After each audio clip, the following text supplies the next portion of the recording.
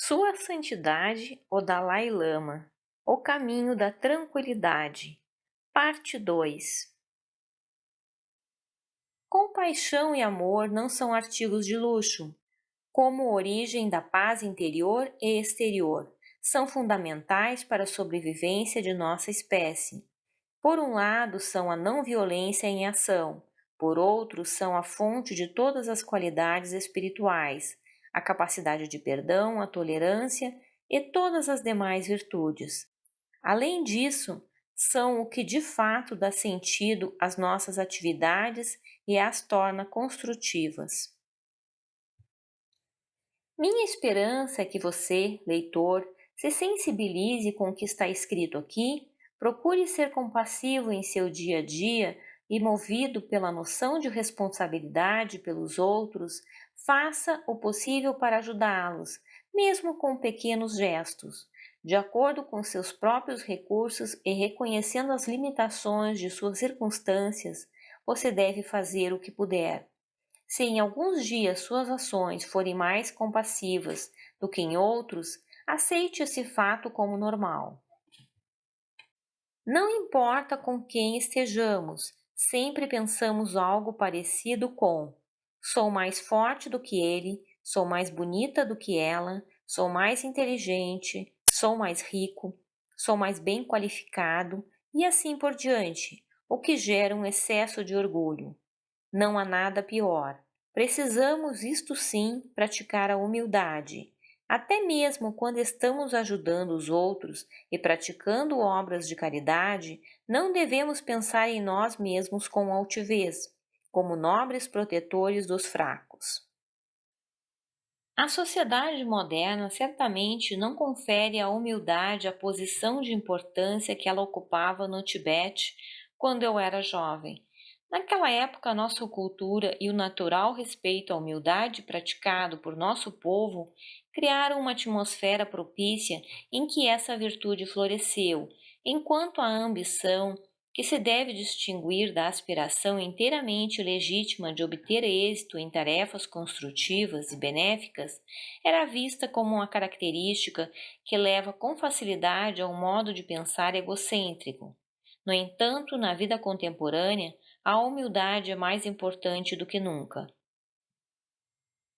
Ser objeto de elogios não traz nada de concreto, não atrai sorte para as pessoas, nem as faz viver por mais tempo. Ainda assim, muitas pessoas investem grandes quantias e até mesmo enganam os próprios amigos na procura de prestígio. Não pode haver estupidez maior. Na verdade, prestígio e fama são de pouca valia nessa vida e na vida futura não servem para nada. Ficar feliz por ser famoso ou infeliz por ser criticado não tem qualquer sentido. O ideal é que se tenha muita coragem e força, mas sem se vangloriar de tais qualidades ou alardeá-las, para, em tempos de crise, mostrar-se à altura da situação, lutando com bravura pelo que é certo. Karma é uma palavra do sânscrito que significa ação. Designa uma força ativa no sentido de que o resultado dos acontecimentos futuros pode ser influenciado por nossas ações. Supor que karma é uma espécie de energia independente que predestina o curso de toda a nossa vida é incorreto. Quem cria o karma? Nós mesmos. O que pensamos, dizemos, fazemos, desejamos e omitimos cria o karma. Não podemos, portanto, sacudir os ombros sempre que nos defrontamos com o sofrimento inevitável. Dizer que todo o infortúnio é mero resultado do karma equivale a dizer que somos totalmente impotentes diante da vida. Se isso fosse verdade, não haveria motivo para se ter qualquer esperança. Cada um de nós tende a ser condescendente consigo mesmo, olhando para nós mesmos com benevolência. Se alguma coisa de ruim acontece conosco, sempre temos a propensão de atribuir a culpa aos outros, ao destino, ao diabo ou a Deus. Dessa forma, nos recusamos a penetrar em nosso interior contrariando a recomendação de Buda. Quando somos capazes de reconhecer e perdoar atitudes impensadas que tivemos em nosso passado, nós nos fortalecemos e ficamos mais preparados para dar soluções construtivas aos problemas do presente. A felicidade é sempre um resultado da atividade criativa. Nas circunstâncias atuais, ninguém pode se dar ao luxo de acreditar que seus problemas vão ser solucionados pelos outros. Cada indivíduo tem a responsabilidade de ajudar a levar nossa família global para o rumo certo. Ter boa vontade não é suficiente, é preciso nos envolvermos de forma ativa. Estamos todos aqui nesse planeta, por assim dizer, como turistas. Nenhum de nós pode morar aqui para sempre. O maior tempo que podemos ficar são aproximadamente 100 anos. Sendo assim, enquanto estamos aqui, deveríamos procurar ter um bom coração e fazer de nossas vidas algo de positivo e útil. Quer vivamos poucos anos ou um século inteiro, seria lamentável e triste passar esse tempo agravando os problemas que afligem as outras pessoas, os animais e o ambiente. O mais importante de tudo é ser uma boa pessoa. Faça um esforço para considerar transitórias todas as circunstâncias adversas e inquietações. Como ondulações na água de um lago, elas surgem e logo desaparecem. À medida que nossas vidas são karmicamente condicionadas, caracterizam-se por infindáveis ciclos de problemas. Um problema aparece e passa, e logo em seguida surge outro. Havia dois monges, um professor e seu aluno. Para incentivar o aluno, o professor disse: Um dia desses vamos sair e fazer um piquenique. Mas, alguns dias depois, aquilo já estava esquecido.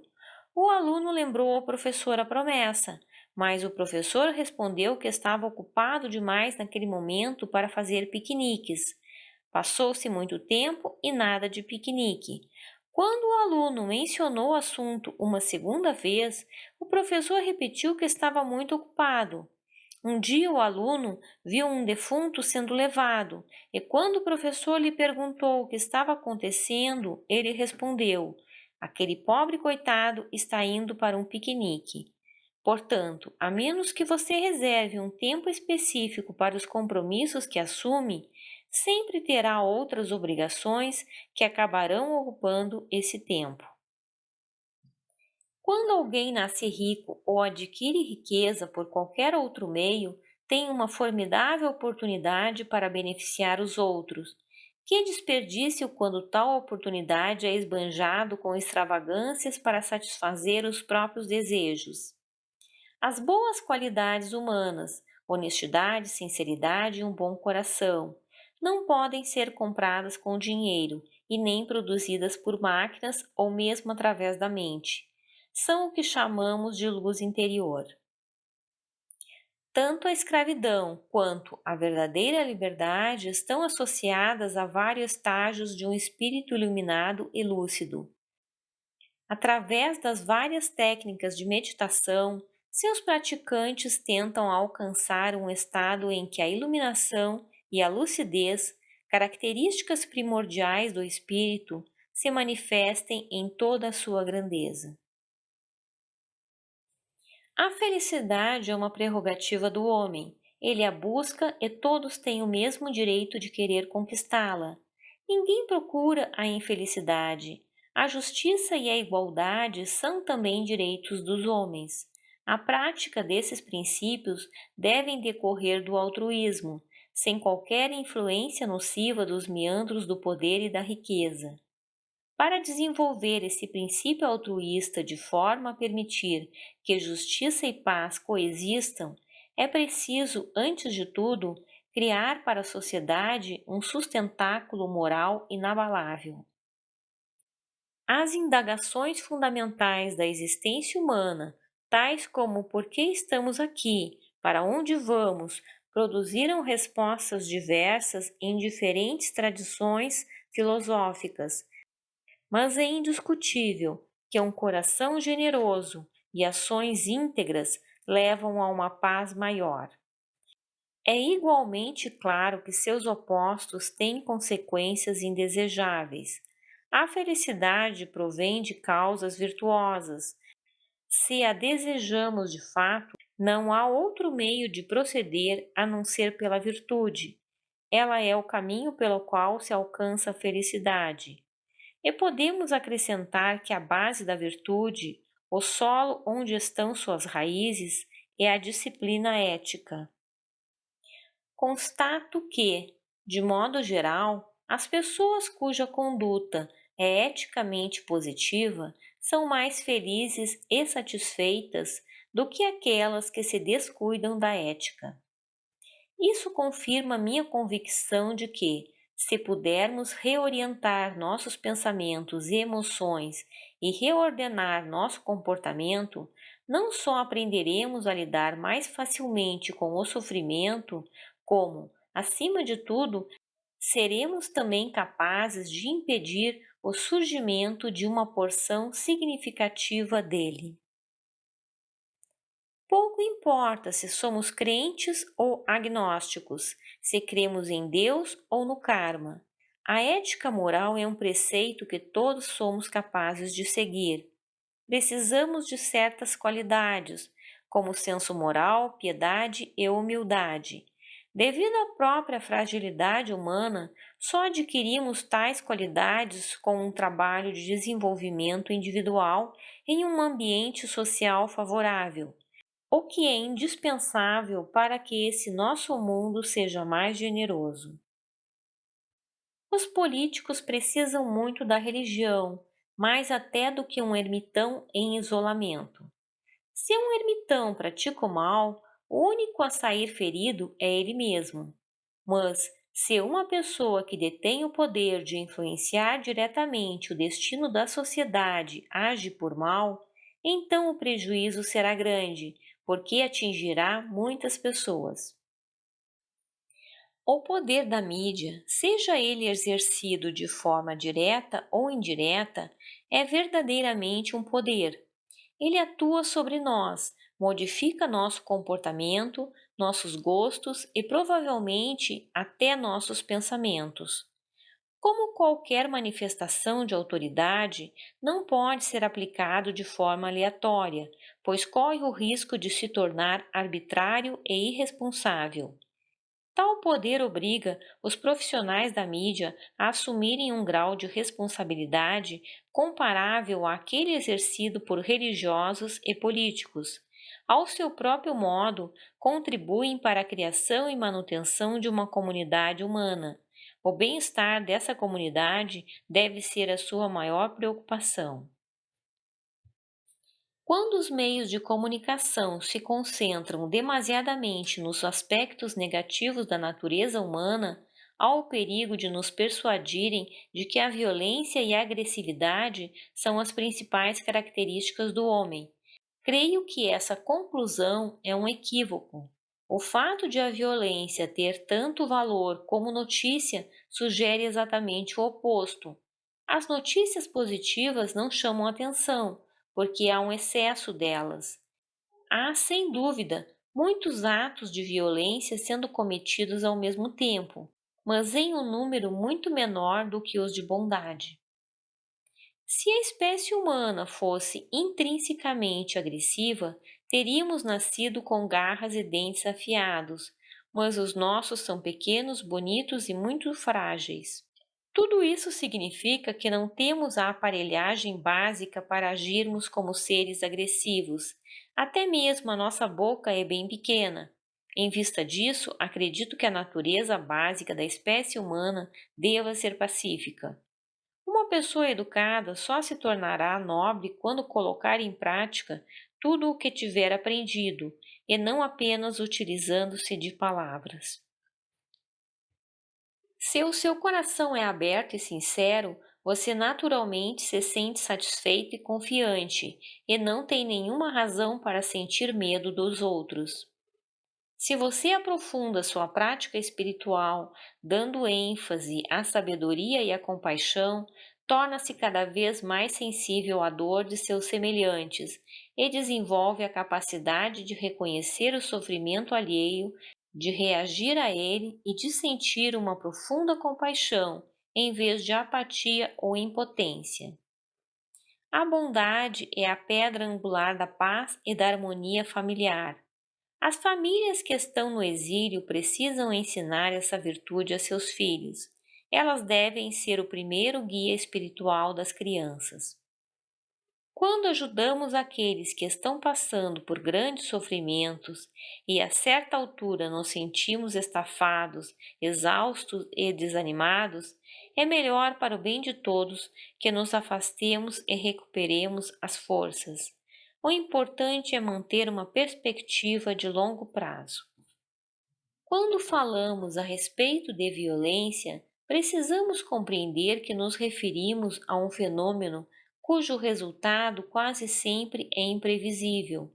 Mesmo quando a motivação daquele que realiza um ato de violência é pura e positiva, é muito difícil prever as consequências da violência quando usada como um meio.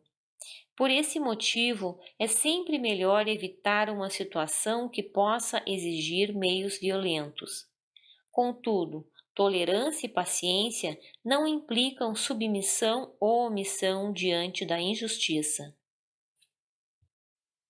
Diante do sofrimento alheio, não reaja com superioridade ou arrogância. Cultivar a sabedoria ajuda-nos a evitar esses descaminhos. É difícil, porém, generalizar sobre esses princípios, pois cada ser humano possui seu próprio grau de coragem e de paciência. É necessário desenvolver a paciência, mas a impaciência também pode ser produtiva, em atividades como fazer limpeza ou caminhar. Em decorrência desse tipo de impaciência, o ser humano se transforma numa mulher ou num homem de ação. Porém, quando se trata de problemas graves, a paciência é fundamental. Aquele que possui dentro de si uma grande reserva de paciência e de tolerância tem um certo grau de tranquilidade e calma em sua vida. Alguém assim não só é feliz e mais estável emocionalmente, como em geral tem mais saúde física e é menos vulnerável a doenças. Uma pessoa assim tem vontade forte, bom apetite e dorme com a consciência tranquila. Praticamente todos nós recebemos de nossas mães as lições básicas sobre como viver em paz, pois a necessidade do amor é o próprio fundamento da existência humana. Desde os primeiros estágios de nosso crescimento, somos completamente dependentes dos cuidados maternos, e é muito importante que as mães demonstrem seu amor aos filhos. Se as crianças não receberem a devida atenção, em geral, quando adultas, têm dificuldade de amar seus semelhantes. Como temos naturalmente a compaixão em nós e é necessário que esse sentimento se manifeste, devemos despertá-la. A violência contra uma pessoa inocente, por exemplo, pode nos indignar, escandalizar e, dessa forma, ajudar-nos a descobrir a compaixão. Até a exibição constante de violência pela televisão pode servir para manter-nos em estado de alerta. Entretanto, é muito perigoso quando a exposição excessiva à violência acaba nos levando à indiferença. Portanto, um dos pontos cruciais de nossos ensinamentos é como chegar ao despreendimento sem cair na indiferença. Se adotarmos um estilo de vida autocentrado, em que tentamos usar os outros em nosso próprio benefício, talvez consigamos alguma vantagem temporária, mas a longo prazo não teremos sucesso em conquistar a felicidade. Os inimigos externos não são permanentes. Se lhes mostrarmos respeito, eles se tornarão nossos amigos. mas o inimigo interno é um eterno adversário a quem nunca devemos ceder. Ele mora em nossos corações.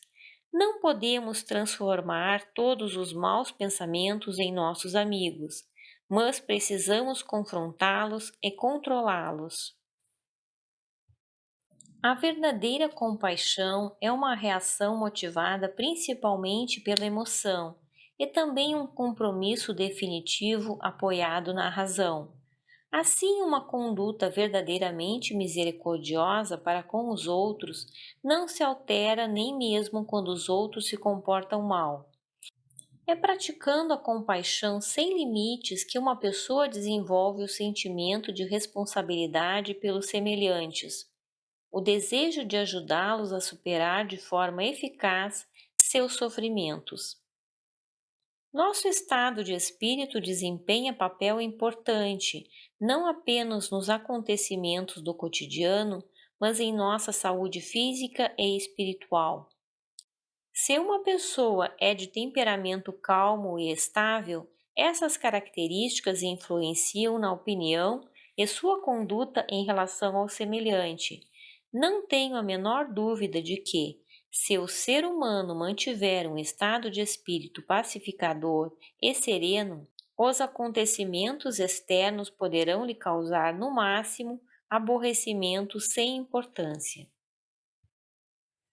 Quando somos pacientes, coisas que normalmente consideraríamos muito dolorosas acabam não parecendo tão ruins.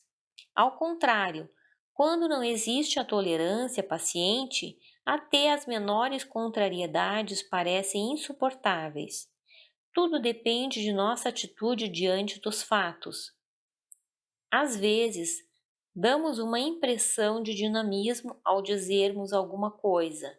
Outras vezes, damos uma impressão igualmente significativa ao permanecermos em silêncio.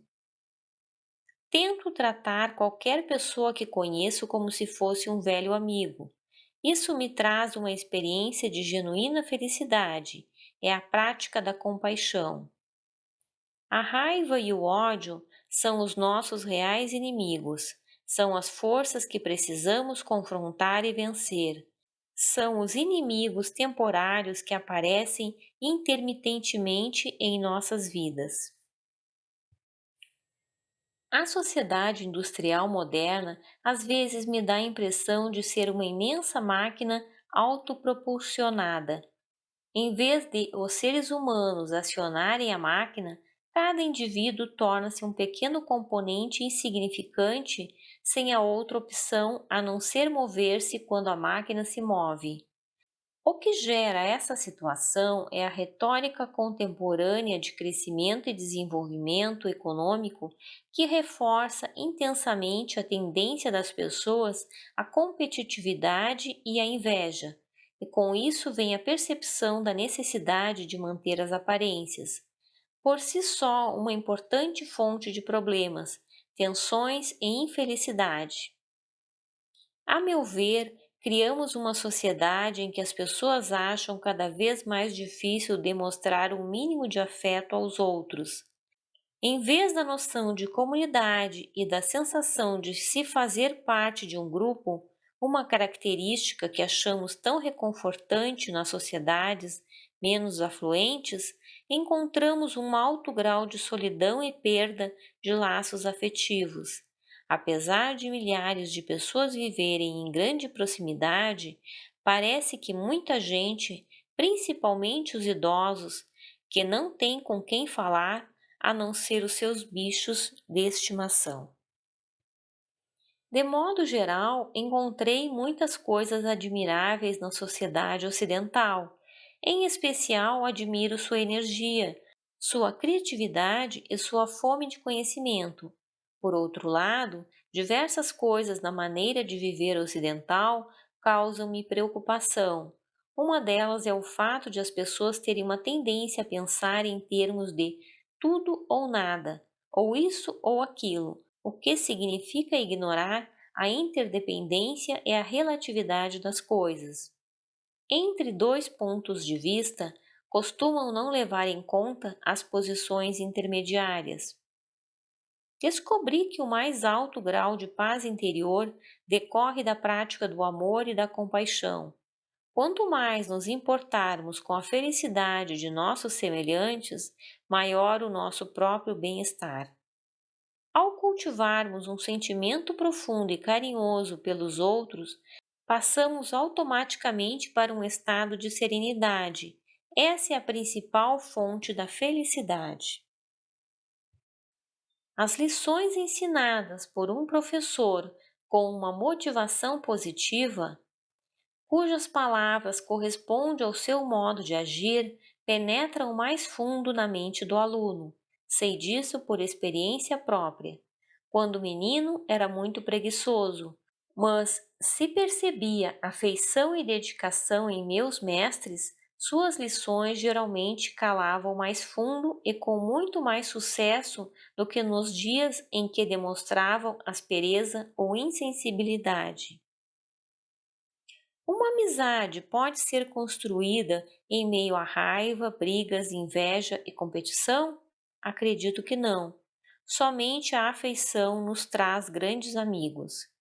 Faça o melhor que puder e faça-o de acordo com seu padrão interior próprio, ou consciência, se assim preferir, não para o conhecimento e avaliação de seus atos pela sociedade.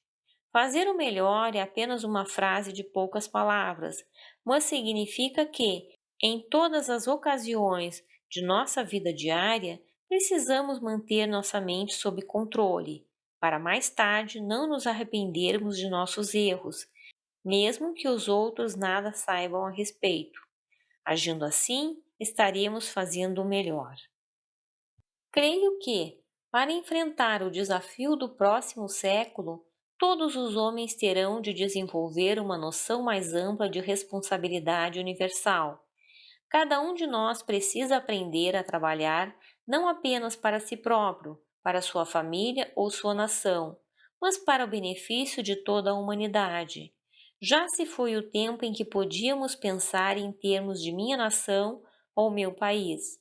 A responsabilidade universal é a verdadeira resposta para a questão da sobrevivência humana. Grandes movimentos de cunho humanístico costumam nascer de iniciativas individuais. Portanto, é o trabalho do indivíduo para o bem-estar comum que faz a diferença. Sinto-me sempre muito alegre. Penso que isso seja o resultado de minhas práticas e de meu treinamento. Em minha vida, perdi meus pais e me vi obrigada a depender totalmente da boa vontade dos outros. Também perdi minha mãe, e a maioria de meus mestres e gurus já faleceram, embora eu hoje tenha alguns novos gurus. É claro que são incidentes trágicos e sinto tristeza quando penso neles. No entanto, não me sinto acabrunhado pela tristeza. Velhos rostos familiares desaparecem. Novos rostos surgem em minha vida e ainda mantenho minha felicidade e paz de espírito. A opressão nunca, em nenhum lugar, conseguiu suprimir nas pessoas o eterno desejo de viver em liberdade. Liberdade para pensarem por si próprias, para agirem como acham que é melhor para o bem-estar comum e para viverem como seres humanos, não como robôs ou escravos. Mesmo que os chineses deixem apenas cinzas em nossa terra sagrada, o Tibete renascerá dessas cinzas como um país livre, ainda que isso demore. Nenhum poder imperialista jamais manteve outro povo sob o domínio colonial por muito tempo. Se uma pessoa sensata costuma refletir profundamente, é inevitável que respeite a justiça. A valorização e o respeito pela justiça são inatos em todas as pessoas. Nas crianças encontramos o que é natural ao caráter do homem. À medida que crescem, porém, desenvolvem atitudes e condicionamentos errados. Sinto muitas vezes que há mais veracidade e honestidade nas crianças pequenas do que nos adultos, e, no contato com elas, encontro muitas razões para confiar na coragem do ser humano e na natureza humana de modo geral. Quando morremos, nada pode ser levado conosco, com exceção de nosso conhecimento espiritual e das sementes lançadas por nosso trabalho. Dentro de menos de 50 anos, eu, Tenzin Gyatso, o monge budista, serei apenas uma lembrança. Na verdade, é pouco provável que qualquer uma das pessoas que estejam agora lendo essas palavras possa estar viva daqui a 100 anos. O tempo passa inexoravelmente. Quando cometemos erros, não podemos voltar os ponteiros do relógio para tentar outra vez. A única coisa que podemos fazer é usar bem o presente. Então, quando o nosso último dia chegar, poderemos olhar para trás e ver que tivemos vidas plenas, produtivas e significativas, o que nos trará algum conforto. Do contrário, a tristeza pode ser muito grande. A escolha entre as duas opções cabe somente a nós. A melhor maneira de ter certeza de que um dia nos aproximaremos da morte sem remorsos é agindo de maneira responsável e manifestando compaixão pelos outros no presente. Como vimos, a compaixão é uma das coisas que mais dão sentido às nossas vidas. É a fonte de toda a felicidade e alegria duradouras. É o alicerce de um bom coração. O coração daquele que age motivado pela vontade de ajudar os outros. Por meio da bondade, da afeição, da honestidade, da verdade e da justiça para com todos os outros é que asseguramos nossos próprios benefícios. Essa não é uma questão para ser debatida com teorizações complicadas, é uma questão simples, de bom senso. Por isso, podemos rejeitar tudo mais, religião, ideologia, toda a sabedoria recebida, mas não podemos deixar escapar a necessidade de amor e compaixão. Uno minhas mãos e apelo a você, leitor, para que torne o resto de sua vida tão significativo quanto possível. Faça isso com a prática espiritual, se puder. Como espero ter deixado claro, não há nada de misterioso nisso. Consiste apenas em agir levando os outros em consideração. Se fizer isso com sinceridade e persistência, pouco a pouco, passo a passo, será capaz de reordenar seus hábitos e atitudes e pensar menos em seu pequeno mundo e mais nos interesses de todas as outras pessoas, e encontrará a paz e a felicidade. Abandone a inveja, desapegue-se do desejo de sobrepujar os outros. Em vez disso, tente fazer bem a eles, com bondade e gentileza, com coragem, confiando que assim terá sucesso de fato, receba-os com um sorriso. Seja franco e honesto, e tente ser imparcial. Trate todos como se fossem amigos muito próximos. Não digo isso como Dalai Lama, ou como alguém que tenha poderes ou talentos especiais. Falo como um ser humano, alguém que, como você, quer ser feliz e não sofrer. A geração mais velha de seres humanos, na qual me incluo, está se preparando para se despedir desse mundo. Os jovens são responsáveis pelo futuro. Sendo assim, jovens, por favor, assumam sua responsabilidade, lembre-se de seu potencial e tenham confiança em si mesmos. A mente aberta, a capacidade de se preocupar com a humanidade e a consciência de fazer parte dela. O frescor e a força da juventude não podem esmorecer. É preciso que vocês conservem o entusiasmo. Tal como a terra, que eu possa servir de apoio a seres tão numerosos quanto o céu é vasto. E, se eles não tiverem ainda atingido o estágio da iluminação, que eu possa dedicar-me inteiramente à sua felicidade. Muita gratidão por você ter assistido a esse vídeo. Deixe o seu like, compartilhe esse vídeo, inscreva-se em nosso canal, deixe o seu comentário.